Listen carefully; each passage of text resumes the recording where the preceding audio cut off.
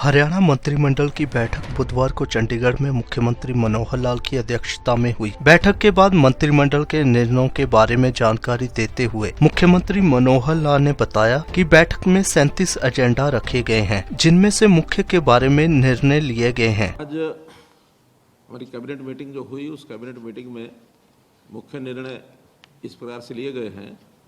पहला निर्णय उसमें करनाल, पानीपत और शाहबाद की जो चीनी मिलें हैं, उनका नए चीनी संयंत्र और जो सह उत्पादन संयंत्र अर्थात एथेनॉल प्लांट भी उसमें स्थापित किया जा रहा है। उसके लिए 235 करोड़ रुपए की सावधि ऋण के लिए राज्य सरकार ने गारंटी ये दी है, ताकि ये काम जल्दी से शीघ्र पूरा हो जाए।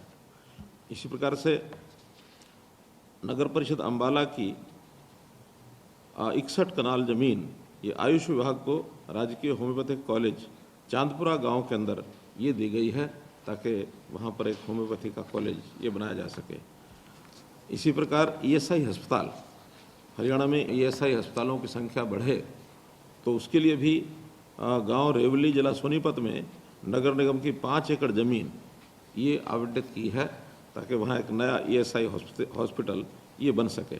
बिजली विभाग को और सुदृढ़ करने की दृष्टि से सोनीपत जिले में 2 स्थानों पर गांव देवड़ू और गांव जगदीशपुर, यहाँ 33 केवी सब स्टेशन के लिए इन दोनों स्थानों के ऊपर कुल 24 कनाल ज़मीन ये दी गई है, ताकि ये काम भी सुचारू ढंग से आगे बढ़ सके।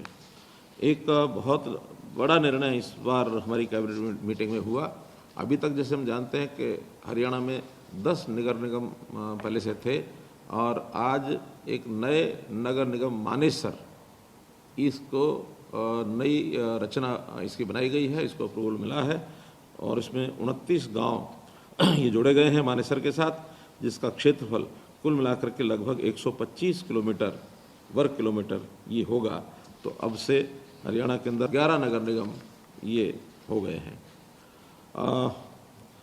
भर्तियों में हरियाणा लोक सेवा आयोग के माध्यम से हम जो सीनियर मेडिकल ऑफिसर इनकी भर्ती करते हैं, लेकिन भर्तियां सुचारू ढंग से और जल्दी शीघ्र हो सकें, तो इसके लिए इस बार 25% कोटे की ये जो सीनियर मेडिकल ऑफिसर अर्थात डॉक्टर्स की भर्ती ये नियमित जो विभाग के द्वारा की जाएंगी, और इसको हरियाणा लोक सेवा आयोग HPSC की परिधि से छूट दी गई है। ग्राम पंचायतों को और सुदृढ़ किया जाए, उनके संसाधन बढ़ाए जाएं।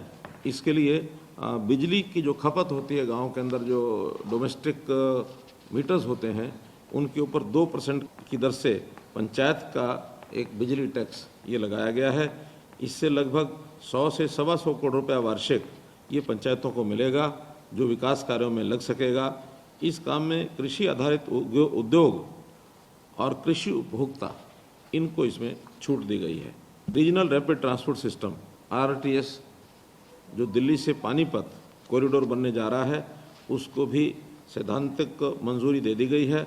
ये 6 साल में बनकर तैयार होगा, अर्थात 2026 में तैयार हो जाएगा। इसके ऊपर कुल 21,000 करोड़ रुपए का खर्च होने वाला है, जिसमें से हरियाणा लगभग 4,700 करोड़ रुपए की राशि ये अपना योगदान इसमें करने वाला है। तो ये भी एक बड़ा पग हमारे हरियाणा के लिए। सरकारी कर्मचारी इनकी भर्ती, जैसे हमने पिछले वर्ष ग्रुप D की भर्ती ये एक ही कैडर बना करके और सामूहिक सभी विभागों के लिए की थी, वैसे ही ग्रुप C इनका भी एक कैडर बना दिया गया है। अब अगली जो भर्ती होगी सब विभागों की ग्रुप C की एक साथ होगी, एक ही सीनियरिटी रहेगी, और इनको अंतर विभाग परिवर्तन करने की भी स्थानांतरण पॉलिसी के अंतर्गत छूट होगी। ये भी एक अलग कैडर के नाते से बनाया है, जिससे अलग अलग विभागों की जो सेवा शर्तें हैं, अलग अलग समय की उनकी सीनियरिटी होती है, उसको सबको कॉमन करके एक बहुत बड़ी सुविधा ग्रुप C के लोगों को ये दी गई है। हमारी 5 वर्ष पुरानी जो हरियाणा एंटरप्रेन्योर और एम्प्लॉयमेंट पॉलिसी बनाई थी 2015 में, उसकी जगह अब नई पॉलिसी 2020 ये बनाई है, जो 1 जनवरी से लागू होगी। अलग से इसके लिए आप लोगों के माध्यम से हम सारी संबंधित लोगों को ये बताएंगे। इसके कुछ सेलिएंट फीचर्स हैं, वो भी नए जो हैं वो सब 1 जनवरी से लागू होंगे। बहुत जल्दी आपको इसके लिए अलग से जानकारी दी जाएगी। एजेंडाज तो लगभग 37 थे, लेकिन मुख्य एजेंडाज मैंने बताए हैं, इस अनुसार ये सब निर्णय किए गए।